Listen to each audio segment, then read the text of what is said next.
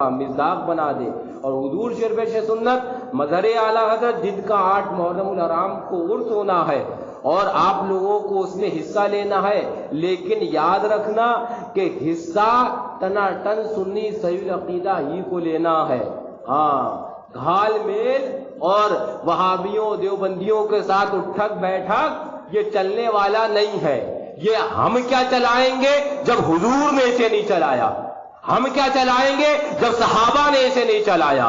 ہم کون ہوتے ہیں چلانے والے جب غوث اعظم نے اسے نہیں چلایا، جب امام اعظم نے اسے نہیں چلایا، جب اعلیٰ حضرت نے اسے نہیں چلایا، شیر سنت نے اسے نہیں چلایا.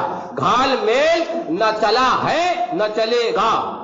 آپ نے ابھی تذکرہ امام علی مقام نعت و منقبت سنا ہے، سنے بھی اور سنتے بھی رہیں گے. میں دعا کرتا ہوں مولا تبارک و تعالیٰ آپ کو توفیق عطا فرمائے امام علی مقام کے تذکرے کو سننے کی. لیکن سبق لیا، کچھ اس سے فائدہ حاصل کیا، کچھ اس سے درس لیا. سالوں سال گزر گئے، امام علی مقام کا تذکرہ 10 دن تم سنتے رہے، کوئی چہرے پر، کوئی تمہارے سر پر جوں نہیں کی، تمہاری روش بدلی. تم نے تذکرہ امام علی مقام سے کیا سبق لیا، کیا درس لیا، کیا طریقہ سیکھا؟ یہی کہ وہابی کے ساتھ، خبیث کے ساتھ اٹھنا بیٹھنا، یہی کہ دیوبندی اگر پڑوسی ہو تو اس کے ساتھ گھال میل، اگر دیوبندی پڑوسی ہو تو عورتوں کا آنا جانا، یہ نہیں. اگر قسم ہے رب کعبہ کی، اگر تمہاری روش آج یہ رہی تو کل امام علی مقام کو کیا منہ دکھاؤ گے؟ اٹھو ذرا قرآن پاک اٹھا کر دیکھو. یہ میری بات نہیں ہے. وہ ایمان والو دوسنا بنا کیا تھا وہ آیت کریمہ؟ ہاں نکالو آیت کریمہ، سورہ ممتحنہ یاد کر لو. میں کوئی اپنے گھر کی بات نہیں، قرآن پاک کی بات ہے. مانو گے تو نور و نجات پاؤ گے، اور نہیں مانو گے. قرآن پاک کی آیت ہے، یا ایھا اعوذ باللہ من الشیطان الرجیم یا ایھا الذین آمنوا لا تتخذوا عدوی وعدوکم اولیاء. اے ایمان والو، میرے دشمنوں اور اپنے دشمنوں کو دوست نہ بناؤ، دوست نہ بناؤ. یہ میرے باپ کی بات ہے، یہ اس کا فرمان ہے جس نے تمہیں پیدا کیا ہے، یہ اس کا فرمان ہے جس نے تمہیں آنکھیں دی ہیں. وہ چاہے تو 1 منٹ کے اندر تمہیں اس دنیا سے فنا کر دے، وہ چاہے تمہیں کیا پوری دنیا کو فنا کر دے. اس کا فرمان ہے. لیکن اندھے بنے ہوئے ہو، کوڑی بنے ہوئے ہو، بالکل ختم ہو چکی ہے تمہاری حس، مر چکا ہے تمہارا ضمیر. بناؤ دوست، چاہے یہاں پر، چاہے جے پور میں ملو، چاہے بمبئی میں ملو. لیکن یاد رکھنا، دھوکہ یہاں والوں کو دے سکتے ہو، دھوکہ رب کو نہیں دے سکتے، دھوکہ رب کے محبوب کو نہیں دے سکتے. دھوکہ یہاں دے سکتے ہو، قبر میں وہ مار پانے والی ہے، وہ مار پانے والی ہے، وہ مار پانے والی. تذکرہ حسین کریں گے، ذکر امام علی مقام کریں گے، اور جا کر وہابی کے ساتھ کھاؤ، دیوبندی کے ساتھ پیو. ارے وہ تمہارے نہ کھچڑے کے محتاج ہے، وہ نہ تمہاری سبیل کے محتاج ہے، وہ نہ تمہارے تذکرے کے محتاج ہے. دوسری آیت کریمہ نکالو، وہ والی جو آیت کریمہ ہے کہ اگر شیطان تمہیں دھوکہ دے دے گا شیطان فلا تقل بعد الذکری مع القوم الظالمین. دیکھ لو قرآن پاک ہے. آج بس چند روزہ زندگی ہے، منہ میں زبان ہے، جو چاہو بول لو، جسم میں جان ہے، جو چاہو کر لو. لیکن بس چند روزہ زندگی ہے، چند روزہ زندگی ہے. جہاں نکلی سب کھاٹ پڑا رہ جاوے گا. جب لاکھ چلے گا بنجارا، سب کہانی سمجھ میں آ جائے گی، ساری دنیا داری سمجھ میں آ جائے گی، سارا کاروبار سمجھ میں آ جائے گا، سب سمجھ میں آ جائے گا. جتنی زندگی ہے جی لو. فرمایا گیا متاع قلیل، بہت تھوڑا تمہیں برتنا ہے. فرماتا رب پھر تو ہم تمہیں بتائیں گے. خالی ایمان فرماتا ہے رب احسب الناس، کہ لوگ اس گھمنڈ میں ہیں، لوگوں نے یہ سمجھ لیا ہے کہ ہم وہابی کے ساتھ ملے، ایمان والا اپنے آپ کو کہے کافی ہے.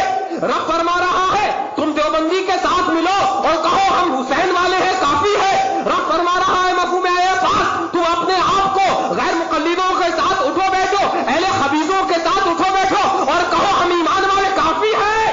نہیں، فرمایا میں ان کا امتحان لوں گا. یہ کون کہہ رہا ہے؟ کہ میں کہہ رہا ہوں. یہ خانقاہ احمدیہ کی بات ہے؟ قرآن اٹھا کر دیکھو، رب کا فرمان اعلان کر رہا ہے، قرآن میں رب اعلان کر رہا ہے، میں ان کی آزمائش کروں گا، میں ان کا امتحان لوں گا، اگر امتحان میں کامیاب ہو گئے تب جنت کے خواب دیکھنا، ورنہ جہنم کا ایندھن کوئی اور نہیں، لوگ اور پتھر ہی ہیں۔ الف لام میم احسب الناس ان يتركوا ان يقولوا آمنا وهم لا يفتنون۔ قرآن پاک کون سی آیت کریمہ ہے؟ سورہ عنکبوت ہے، 20واں پارہ ہے۔ رب فرماتا میں آزماؤں گا، سورہ نون نکالو جس کے اندر ہے سنرسلہ علی الخرطوم، فرما رہا ہے رب میں آزماؤں گا۔ ہاں، تمہارے دلوں کے اندر اگر بے حسی ہو چکی ہے، دل تمہارے سیاہ ہو چکے ہیں، کالے ہو چکے ہیں، اور اگر تمہیں اس سے بڑی اور کوئی کتاب ہے، بتاؤ مجھے اس سے بڑی کوئی کتاب ہے؟ اب اس کے بعد میں کہاں سے دلیل لاؤں؟ حضرت جبریل امین کو بلاؤں؟ میں کہاں سے دلیل لے کے آؤں؟ تمہاری بے حسی کو کہاں سے میں ختم کروں؟ لیکن تمہارے دل کالے ہو چکے ہیں، تم بے حس ہو چکے ہو، تمہارے سامنے تذکرہ کرنا ایسا ہو چکا ہے جیسے بھینس کے آگے بین بجانا، نہ کوئی تمہیں سنگن ہے، نہ کوئی تمہیں سمجھ ہے، نہ تمہیں اپنا طریقہ بدلنا ہے، نہ تمہیں اپنی روش بدلنا۔ سنو، شدت کی بات کرتے ہو، رب فرماتا، قرآن پاک ہے، کون سی سورہ ہے؟ سورہ قلم ہے نا؟ ہاں، سورہ قلم ہے۔ رب فرماتا ہے سَنُسِمُهُ عَلَى الْخُرْطُومِ، سَنَسِمُهُ عَلَى الْخُرْطُومِ، کیا مطلب؟ رب فرماتا ہے میں حضور کا جو گستاخ ہے، جو حضور کا گستاخ ہے، میں اس کی سور جیسی تھوتنی پر داغ دوں گا۔ کون ہے یہ؟ رب۔ کون فرما رہا ہے یہ؟ حضور کے دشمن کے منہ کو کیا کہہ رہا؟ سور جیسی تھوتنی۔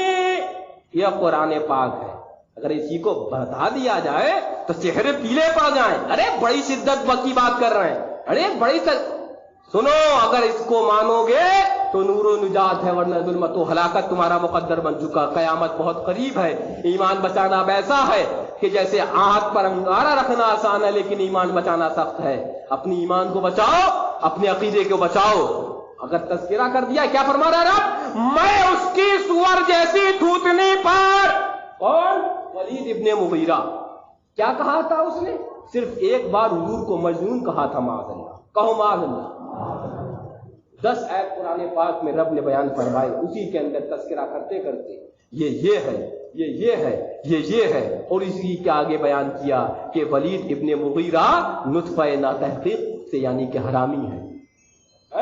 اسی کے اندر آگے ہے اتل بعد ذالک ذنیم، ولید ابن مغیرہ نطفہ ناتحقیق سے ہے۔ یہ قرآن پاک ہے۔ لطفہ ناتحقیق کا مطلب ولید ابن مغیرہ حرامی ہے۔ کون ہے؟ تمہارے منہ سے کیوں نکل لیا؟ کون ہے؟ رب کہے ولید ابن مغیرہ لطفہ ناتحقیق سے ہے، یعنی حرامی ہے، تو تم بولو کیا ہے؟ تو وہابی کون ہے؟ دیوبندی کون ہے؟ یہ ہماری بات ہے۔ اچھا، اب کہو کہ مسجد کے اندر حرامی حضرت نے کہلوایا، تو حضرت نے نہیں کہلوایا۔ مسجد کے اندر گستاخ رسول کو نطفہ ناتحقیق سے کہنا یہ رب کی بات ہے۔ تراویح میں سنتے ہو اسے۔ ابھی اگر میں اس آیت کو پڑھوں تو جمعے میں یہی ہوگی، عبادت بھی ہو رہی ہے اور نماز بھی ہو رہی ہے۔ تو پتا کیا چلا کہ نبی کے گستاخ کو برا کہنا یہ عبادت ہے، یہ نیکی ہے عبادت۔ اس لیے کہ اس سے بڑی عبادت کیا ہوگی جو رب نے کری، اور ہم رب کی سنت کو ادا کر رہے ہیں۔ اس سے بڑی عبادت کیا ہوگی؟ لیکن کیا ہے، تمہارے دل مر چکے ہیں، تمہارا احساس ختم ہو چکا ہے، تمہارے اندر سے حلاوت ایمانی جا چکی ہے، تمہارے اندر سے دنیا داری آ چکی ہے۔ اب تمہارے پاس اگر قرآن پاک کی دلیل بھی کوئی لے کے آئے اور پھر بھی تمہارے اندر، تمہارے دماغ میں جو نہ ریگے، تمہارے سر پر جو نہ ریگے، تو اب سوچ لینا کہ دل سیاہ ہو چکی ہے، پھر سوچ لینا کہ ہماری حس مر چکی ہے، پھر سوچ لینا ہم ایمان میں کتنے نیچے درجے پہ جا چکے ہیں، پھر سوچ لینا کہ اضافے ایمان پر بھی ہیں ہم، یا اس اس سے بھی کہیں نیچے گئے گزرے ہیں، لیکن بتانے کا مقصد آپ کو یہ ہے، تذکرہ کرنے کا مقصد آپ کو یہ ہے کہ اگر آج بھی آپ اس دنیا کے اندر 4 دن کی زندگی کے اندر رب اور رب کے محبوب سے محبت نہ کر پائے، تذکرہ حسین کیا، سبیل حسین کری اور لنگر حسین کیا، لیکن ان کے دشمن ان یزیدیوں کے ساتھ اٹھنا بیٹھنا جاری رکھا، ان کے دشمن ان وہابیوں کے ساتھ اٹھنا بیٹھنا جاری رکھا، کوئی بہانہ لے کے آیا کہ کاروبار کے لیے ہمیں ملنا پڑے گا، کوئی بہانہ لے کے آیا کہ اگر شہر سے باہر ہے تو ہمیں ملنا پڑے گا، طرح طرح کے بہانے لے کے آئے۔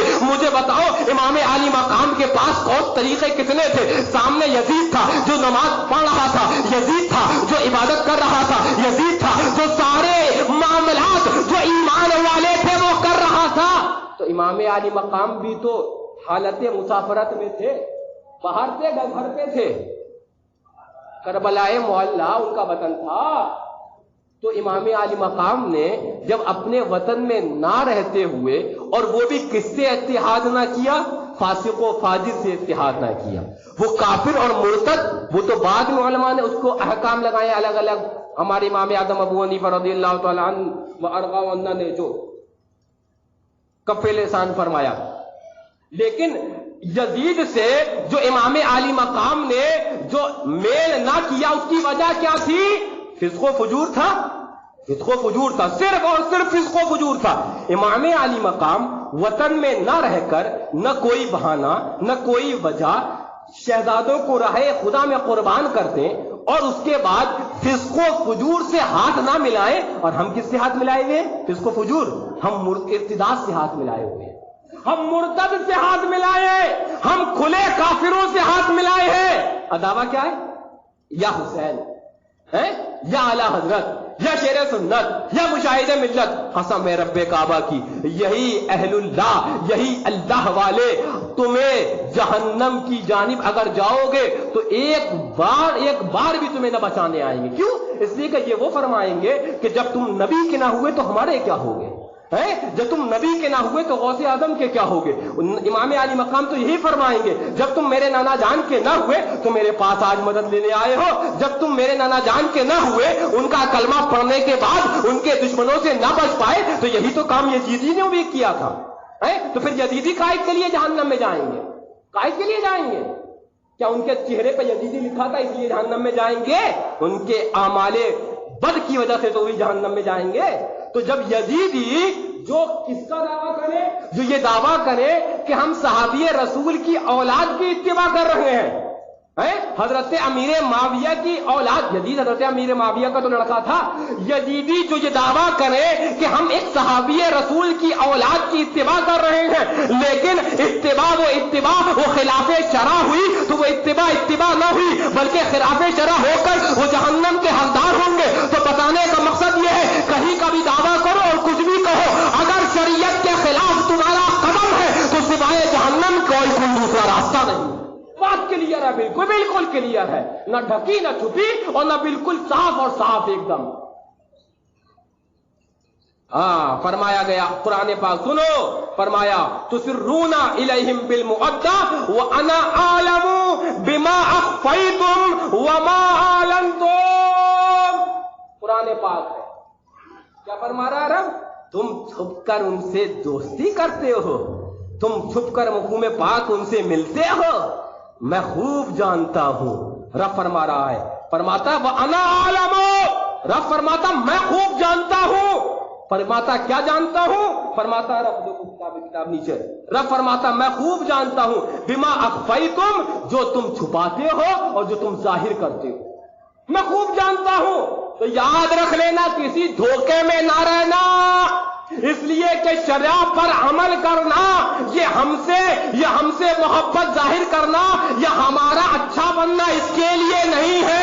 شرع پر عمل کرنا رب اور رب کے محبوب کے لیے اچھا بننا ہے۔ فرمایا رب میں خوب جانتا ہوں۔ فرماتا ہے رب، ارشاد فرماتا ہے لن تنفعکم ارحامکم ولا اولادکم یوم القیامہ، تمہاری اولاد اور تمہارے معاملات جو ہیں وہ تمہیں قیامت کے دن فائدہ نہ پہنچائیں گے۔ رب فرما چکا، صاف قرآن پاک میں فرما دیا، اب جہاں چاہو ملو اور جہاں چاہو چھپو، اور جس سے چاہو اتحاد کرو، اور 72 شیطانی بہانے بناؤ۔ شیطان ایک کام کرتا ہے، ایک گناہ ہوتا ہے، انسان یہ سمجھ کر کرتا ہے کہ گناہ ہے، اس کو احساس ہوتا ہے، اور شیطان بہانے لے کر آتا ہے، ارے مجبوری ہے، ارے فلانے ہے، تو کیا ہوتا ہے، ایک تو گناہ بھی، اور اوپر سے شیطان یہ بھی کہتا ہے کہ مجبوری کے ضمن میں تم نے کوئی گناہ بھی نہیں کیا، تو ڈبل کمینہ پن۔ ایک تو شیطانی وسوسے سے تم نے گناہ کیا، اور شیطان نے آ کے یہ بتا دیا کہ کوئی گناہ ہی نہیں کیا نا تم نے، تو تمہیں تو تمہاری یہ تو مجبوری سے، تو ڈبل گناہ۔ لیکن رب فرماتا ہے، رب اعلان کرتا، میں خوب جانتا ہوں، ملو جتنا ملنا ہے۔ رب نے تمہارے منہ میں زبانیں دی ہیں، بولو جو بولنا ہے۔ رب نے تمہارے جسم میں جان دی ہے، اور ایک وقت کے لیے مہلت دی ہے، کرو جو کرنا ہے، لیکن ہاں متاع قلیل، تھوڑا سا برتنا ہے بس۔ رب یہ بھی فرماتا ہے، پونجی تھوڑی ہے، تھوڑی سی پونجی ہے، پھر ہم تمہیں بتائیں گے کہ جو کام معاملات کرنا ہے۔ پھر جو اعلیٰ حضرت نے فرمایا نا کہ ان کو رحم آئے تو آئے، ورنہ وہ کڑی مار ہے کیا ہونا ہے۔ دل ہمیں تم سے لگانا ہی نہ تھا، اب سفر بار ہے کیا ہونا ہے۔ لے وہ حاکم کے سپاہی آئے، صبح اظہار ہے کیا ہونا ہے۔ راہ پر خار ہے، کانٹوں سے بھری ہے کیا ہونا ہے۔ موت قریب ہے، موت قریب ہے، قبر قریب ہے، لیکن نہیں، ہمیں تو دنیا ہی سے دل لگانا ہے۔ ہمارا معاملہ یہ ہے، ہم تو دنیا ہی کی طرف ہیں۔ رب ارشاد فرماتا ہے، ارشاد فرماتا ہے، وَمَن يَتَوَلَّهُم مِّنْهُمْ فَإِنَّهُ مِنْهُمْ إِنَّ اللَّهَ لَا يَهْدِي الْقَوْمَ الظَّالِمِينَ۔ کلیئر بات ہے، کلیئر بات کہ جو تم میں اعلیٰ حضرت سرکار نے اسی آیت پاک کو لے کر اکثر جگہ فتوے دیے کہ فرمایا کہ فلاں آدمی فلاں دیوبندی کے ساتھ ملتا ہے، فلاں کے ساتھ جاتا ہے، فلاں کے ساتھ۔ اس آیت کریمہ کو اعلیٰ حضرت اپنے فتاوا میں اکثر لے کے آئے ہیں کہ کلیئر رب نے فرما دیا، جو جس سے محبت کرے گا وہ اسی میں سے ہے۔ کلیئر ہے بس، اب تم اپنا دل جان لو، یہ کلیئر رب نے دے دیا فتوا، یہ فتوا رب نے دے دیا کہ جو جس سے محبت کرے گا وہ اسی میں سے ہے۔ اب تم خود اپنے دل سے پوچھ لینا، ہم تمہارا دل پہ لکھا ہوا نہیں بتا پائیں گے، وہ تم خود اپنے، وہ تو رب بتائے گا۔ تم اپنے دل سے پوچھ لینا، ہم وہابی سے محبت کرتے ہیں یا دیوبندی سے یا غیر مقلد سے یا سنیوں سے۔ جہنمیوں سے محبت کرتے ہو تو جہنمیوں والوں میں سے ہو، اور اگر جنتیوں سے محبت کرتے ہو، یہ کلیئر رب کا فتوا ہے، یہ میری بات نہیں ہے۔ ملو جس سے ملنا ہے، کرو جو کرنا ہے، لیکن بس ایک وقت، ایک مہلت تک، اس سے آگے رب نے جو تمہارے لیے رسی ڈھیلی کر رکھی ہے، رسی رب فرماتا ڈھیلی کر رکھی ہے، جو چاہو کرو، لیکن جب رسی کسے گی اور موت آئے گی اور قبر میں پہنچو گے، سارے جو یہاں پر بیٹھے ہیں دو نکیر ہے کرامن کاتبین، صاحب بتا دیں گے، سارے معاملات حل ہو جانا ہے۔ قرآن پاک، اور رب نے فرمایا کہ جو ملے گا وہ انہی میں سے ہے، اور میں ظالموں کو ہدایت نہیں دیتا۔ رب فرماتا میں ظالموں کو، تو جس کو رب ہدایت نہ دے اس کو ہم کہاں سے دے پائیں گے ہدایت؟ یہ تو بات کلیئر ہے، جس کو رب نہ ہدایت دے پائے، ہمارا کام بتا دینا ہے۔ اگر تمہاری قسمت کے اندر گمراہیت ہی ہوگی تو وَمَن يُضْلِلْهُ فَلَا هَادِيَ لَهُ، یہ ابھی آپ خطبے کے اندر بھی سنو گے کہ جس کو رب گمراہ کر دے تو اس کو کوئی ہدایت دینے والا نہیں ہے۔ ہم اور تم کون ہوتے ہیں؟ کوئی بھی ہدایت نہیں دے سکتا۔ وَمَن يُضْلِلْهُ فَلَا هَادِيَ لَهُ، جس کو رب گمراہ کر دے اسے کوئی ہدایت دینے والا نہیں۔ اب اگر جس کو رب نے گمراہ کیا ہوگا، ہم قرآن پاک بھی بتائیں گے اسے نہیں سمجھ میں آئے گا، ہم حدیث پاک بھی بتائیں گے وہ بہانے ہی بناتا رہے گا، وہ اس دنیا سے مر جائے گا لیکن اس کے بہانے ختم نہیں ہوں گے۔ لیکن فرماتا ہے رب، جس کو ہم ہدایت دیتے ہیں تو اس کو کوئی گمراہ نہیں کر سکتا۔ اللہ تبارک و تعالی ہمیں آپ کو مسلک اعلیٰ حضرت پر قائم فرمائے، اور حضرت عمر فاروق اعظم رضی اللہ تعالی عنہ وارضاہ کی صدقہ، ایمان کا صدقہ عطا فرما دے۔ استغفر اللہ ربی من کل ذنب واتوب الیہ وما علینا الا البلاغ۔